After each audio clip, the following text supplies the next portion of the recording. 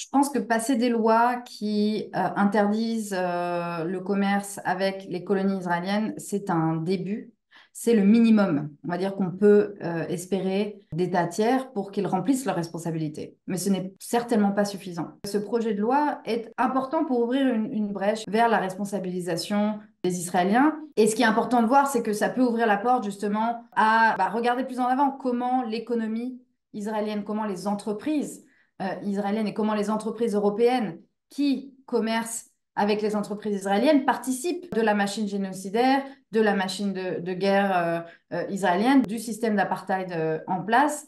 Et il faut aussi sanctionner toute la machine de colonisation.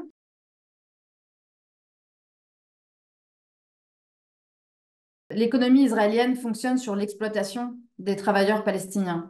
C'est une économie coloniale, ce n'est pas nouveau dans le fait colonial et dans l'histoire coloniale. On peut voir tout un tas d'autres exemples historiques où le colonisé, on lui a donné un travail qui n'est pas digne, un travail qui ne lui permet pas de ramener finalement ni le capital, ni le profit, ni sa dignité à la maison. Mais certes, ça lui donne un travail. Et donc, le colon a toujours présenter cet argument de dire oui, mais on leur donne un travail. Si on arrête, voilà, si on démantèle la colonisation et l'exploitation, alors ces personnes-là n'auront pas un travail. Ce que les Palestiniens demandent, au contraire, c'est qu'on puisse avoir une Palestine libre. Hein, libérer la Palestine et être libre, c'est aussi pouvoir développer notre propre économie.